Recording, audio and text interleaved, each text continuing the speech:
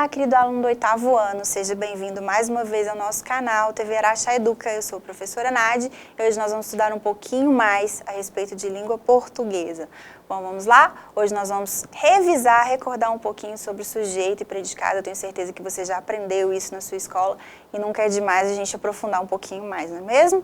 Vamos lá então. Primeiro, sujeito é aquele que pratica a ação, certo? Esse sujeito ele pode ser classificado como simples, composto, oculto ou desinencial, determinado, indeterminado, inexistente, também conhecido como oração sem sujeito. Você se lembra dessas classificações?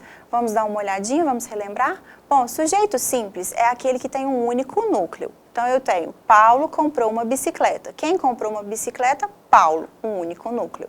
Os meninos estão brincando no quintal. Quem está brincando no quintal? Os meninos, tem um único núcleo. Apesar de ser plural, eu só tenho um núcleo, certo? Vamos lá. Já o sujeito composto, ele é caracterizado porque ele tem mais de um núcleo. Observe, Camila e Lorena fizeram os doces da festa. Quem fez os doces da festa? Camila e Lorena. Então, dois núcleos. A professora e os alunos ensaiaram para a festa da escola. Quem ensaiou para a festa da escola? A professora e os alunos. Também tem dois núcleos, por isso ele é chamado de sujeito composto. Já o sujeito oculto, ele também é conhecido como desinencial, elíptico, implícito, subentendido. Então, alguns autores usam nomenclaturas diferentes. Bom, mas apesar dele ser oculto, ou seja, ele não está escrito na frase, eu consigo identificá-lo. Como? Observando o verbo. Observe aqui, estamos muito orgulhosos de você. Estamos. Quem está? Nós estamos. Então, apesar dele não estar escrito aqui, explícito aqui, a gente consegue deduzir qual é ele. Deixei minha chave em casa. Quem deixou? Eu deixei. Então, é um sujeito oculto, porém ele é determinado. Eu consigo saber quem deixou. Bom, então o sujeito determinado é aquele que pode ser identificado. Mesmo o sujeito oculto, ele é considerado um sujeito determinado. O sujeito composto, o sujeito simples, todos são sujeitos determinados. Olha só, Rita disse que vai chover. Quem disse que vai chover? Rita, sujeito determinado, sujeito simples e determinado. Agora, observe aqui, disseram que vai chover. Esse caso é extremamente importante, é um dos casos que a gente considera como sujeito indeterminado. Então, eu tenho uma construção aqui da terceira pessoa do plural. Mais adiante, a gente vai ver uma outra possibilidade também de sujeito indeterminado. Observação, os sujeitos simples, compostos ou ocultos são também sujeitos determinados. Bom, sujeito indeterminado, ele faz referência a alguém, mas não identifica. Por quê? Eu quero destacar aqui a ação. Não me interessa quem fez, mas eu quero deixar claro o que aconteceu. Esse é um dos principais usos dele.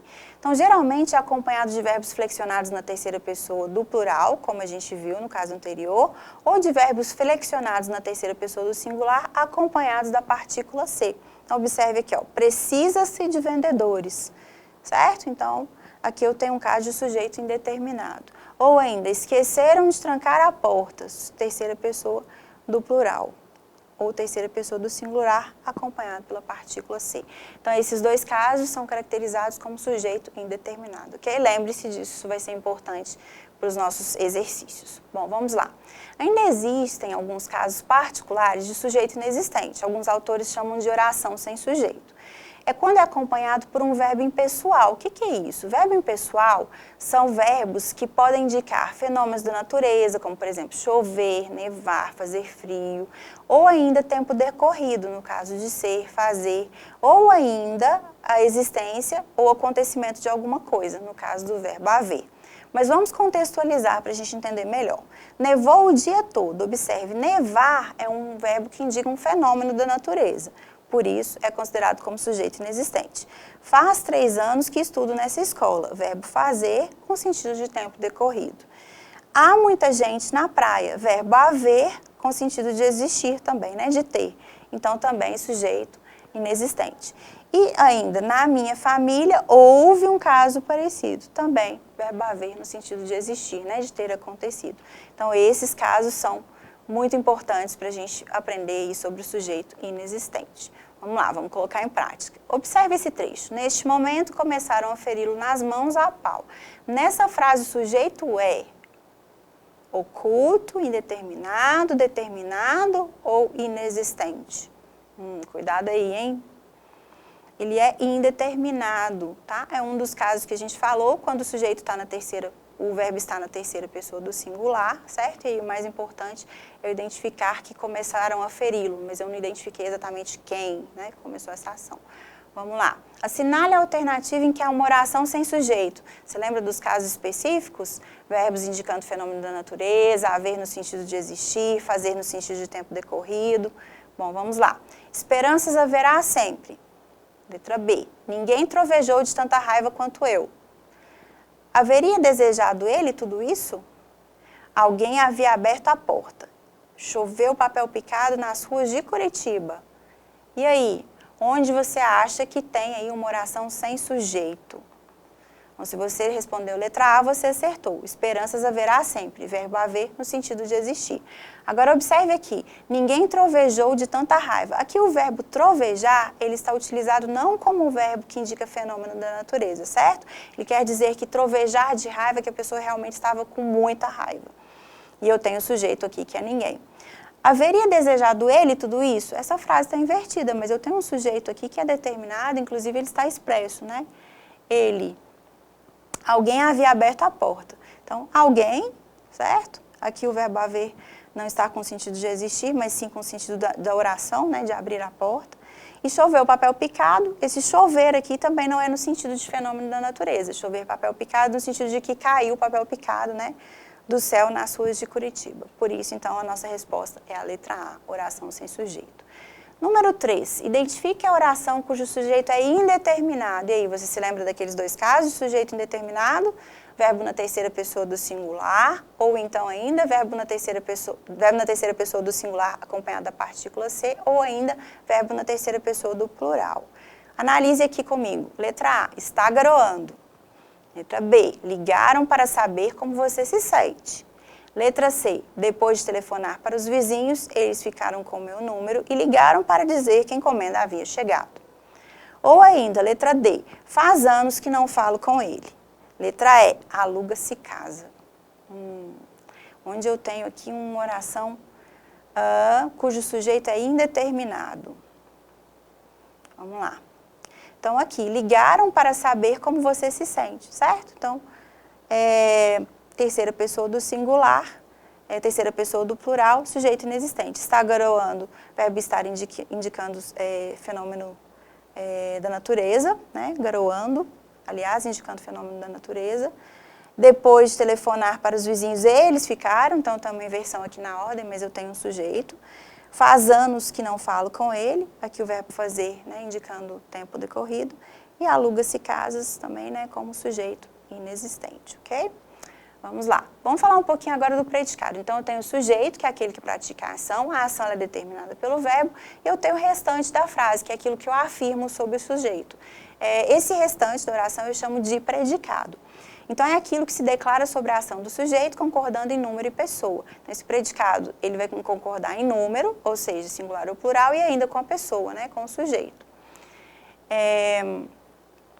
E ele é formado por um ou mais verbos, e aqui eu tenho um exemplo para você. Lúcia correu no final da semana passada. Quem correu no final da semana passada? Lúcia, sujeito. Correu o verbo. No final da semana passada, é toda a parte aí do predicado, certo? É aquilo que eu afirmo em relação ao sujeito. Bom, esse predicado, ele pode ser classificado como verbal, nominal e ainda verbo nominal. O verbal, como o próprio nome diz, ele vem de verbo. Nominal, ele vai ter um nome ali, que vai ser uma característica, um adjetivo, alguma coisa nesse sentido.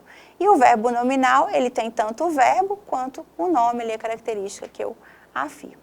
Mas vamos lá, primeiro deles, predicado verbal, indica uma ação constituído por um núcleo, e esse verbo ele é um verbo nocional, ou seja, é um verbo de ação, não é um verbo de ligação, daqui a pouco a gente vai entrar nesse caso. Não há presença de predicativo do sujeito. Então, vamos lá. Nós caminhamos muito hoje. Então, nós, sujeito, caminhamos muito hoje é o predicado, e o núcleo desse predicado é caminhamos, que é um verbo. Por isso, eu tenho aqui um predicado verbal. Cheguei hoje de viagem. Quem chegou? Eu. O sujeito está oculto. Cheguei hoje de viagem é o predicado, e o núcleo desse predicado é um verbo. Olha só, mais um exemplo. O cliente perdeu os documentos. Quem perdeu os documentos? O cliente é sujeito. Perdeu os documentos é o predicado, o núcleo desse predicado é um verbo, por isso eu tenho um predicado verbal. Já no predicado nominal, ele vai indicar um estado, uma qualidade, e ele é acompanhado por um verbo de ligação, e o predicativo do sujeito complementa, né, o sujeito atribuindo-lhe uma qualidade. Há somente um núcleo que é caracterizado por um nome, e esse nome é um substantivo ou um adjetivo. Vamos analisar alguns exemplos. Alan está feliz. Olha só, quem está feliz? Alan, sujeito, estar é um verbo de ligação, feliz é uma qualidade, é um adjetivo. Então, eu tenho aqui o que caracteriza um predicado nominal. Sujeito, verbo de ligação, seguido de uma qualidade, ou um nome. Fiquei exausta. Olha só, eu, sujeito oculto. Eu fiquei exausta. Fiquei exausta, eu tenho aqui um predicado, certo? Fiquei é um verbo de ligação, exausta, um adjetivo, então uma qualidade. Ele continua atencioso comigo. Quem continua atencioso comigo? Ele, sujeito. Continua atencioso comigo é o predicado. Continua é um verbo de ligação. Atencioso aqui é um adjetivo. Então, isso caracteriza um predicado nominal. Ok? Bom, vamos lá. E o predicado verbo nominal? O próprio nome diz, né? Eu vou ter uma ação desse sujeito e vou informar ainda uma qualidade. Nesse caso, é a presença do predicativo do sujeito ou predicativo do objeto, que complementa esse objeto que é direto ou indireto, e ainda vou atribuir uma característica. Vamos exemplificar para você entender melhor. Suzana chegou cansada. Quem chegou cansada? Suzana, é o sujeito. Chegou, então aqui eu tenho um verbo, que não é um verbo de ligação, e ainda tenho cansada, que é um adjetivo. Então, eu tenho o verbo e tenho também um adjetivo, por isso é um verbo nominal. Terminaram satisfeitos do trabalho. Bom, então aqui eu tenho um caso de oração sem sujeito. Terminaram satisfeitos do trabalho é o predicado, terminaram é um verbo de ação, não é um verbo de ligação, satisfeitos é um adjetivo que caracteriza, então isso é um predicado verbo nominal. Mais um exemplo, considerou a caminhada desagradável. Ele considerou, certo? Sujeito também é oculto, mas eu consigo determinar. Então, considerou é um verbo de ação, não é um verbo de ligação. E a caminhada desagradável ainda tem uma característica ali, um adjetivo, né? Que está presente nesse predicado. Por isso aqui também é um predicado verbo nominal, ok? Vamos lá, vamos colocar isso em prática. Classifique os predicados das frases. Então, letra A, Luana é muito inteligente. Letra B, as crianças estão felizes. Letra C, Maria chegou cansada. E letra D, o professor de matemática faltou. Vamos analisar cada uma. Olha, Luan é muito inteligente. Quem é muito inteligente? Luan tem o sujeito, verbo ser, né? Verbo de ligação. Muito inteligente. Olha só, é muito inteligente. Eu tenho um verbo de ligação, tenho um adjetivo, isso caracteriza um predicado nominal. Letra B, as crianças estão felizes. Quem está feliz? As crianças, sujeito. Estão, verbo estar é um verbo de ligação, felizes é um adjetivo, então isso caracteriza também, como na opção anterior, um predicado nominal. Maria chegou cansada. Bom, agora a gente tem uma frase que tem uma estrutura um pouquinho diferente. Quem chegou cansada? Maria. Chegar é um verbo de ação, não é um verbo de ligação, e cansada é um adjetivo. Então, isso caracteriza um predicado verbo nominal. Última alternativa, o professor de matemática faltou. Quem faltou? O professor de matemática. E aí eu tenho só um verbo, eu não tenho uma qualidade, eu não tenho um adjetivo. Então, esse é um predicado verbal. Bom, tenho certeza que agora ficou mais claro, não é mesmo? Mas vamos lá. O outro assunto para a gente aprofundar na aula de hoje, transitividade verbal. Já que a gente está falando de verbo, você deve ter observado que o verbo ele pode ter complemento ou não. O verbo que tem complemento eu chamo de transitivo e o que não tem eu chamo de intransitivo. Os transitivos ainda podem ser diretos, podem ser indiretos ou ainda diretos e indiretos. Bom, vamos esclarecer um pouquinho mais esse assunto. Quando o verbo ele é transitivo, ele exige a presença de um complemento para que a gente entenda esse significado desse verbo. Se eu digo, por exemplo, eu comprei o quê? Eu preciso de complementar. Agora, se eu digo eu corri, eu acordei, é verbo intransitivo, eu não preciso dizer mais nada, você já entendeu a ação, não é mesmo?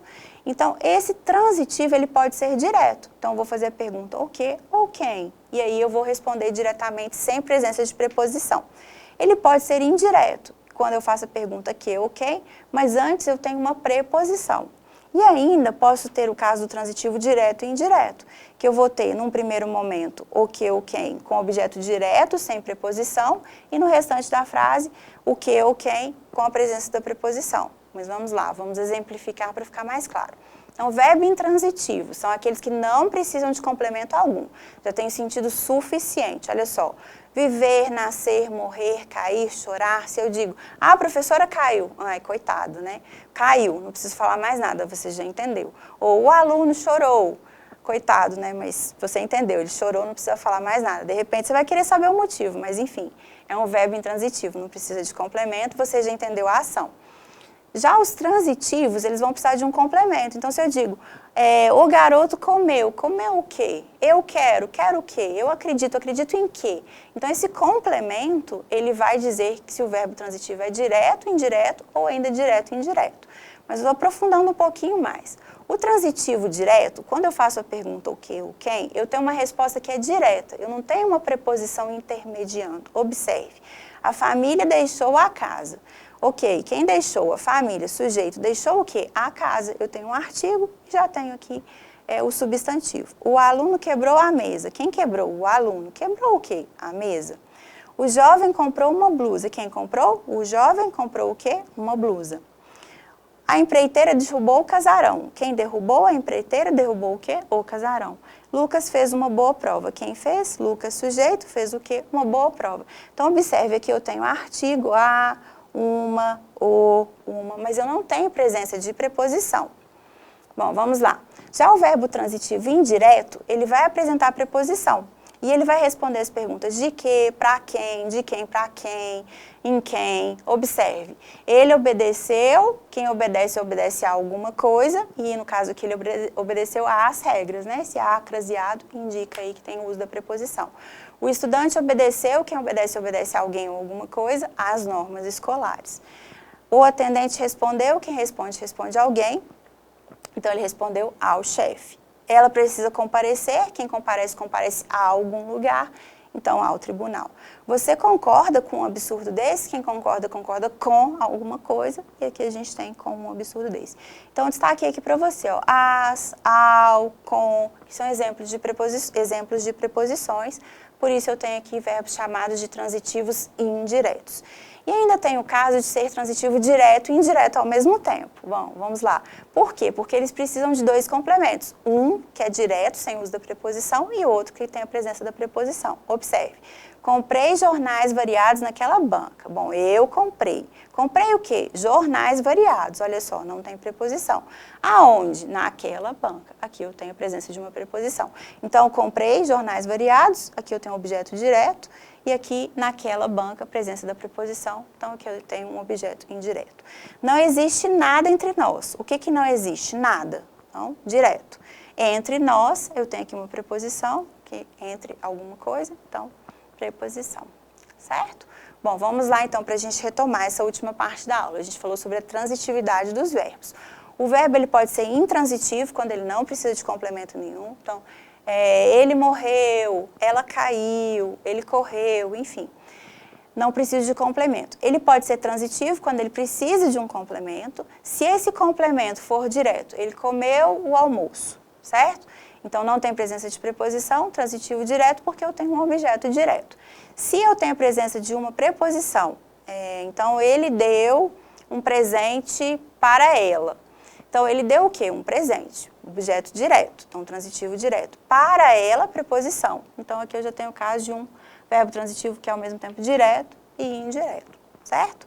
Bom, então essa foi mais uma videoaula de língua portuguesa. Hoje nós revisamos um pouquinho sobre sujeito, predicado, classificamos e também falamos um pouquinho a respeito da transitividade verbal.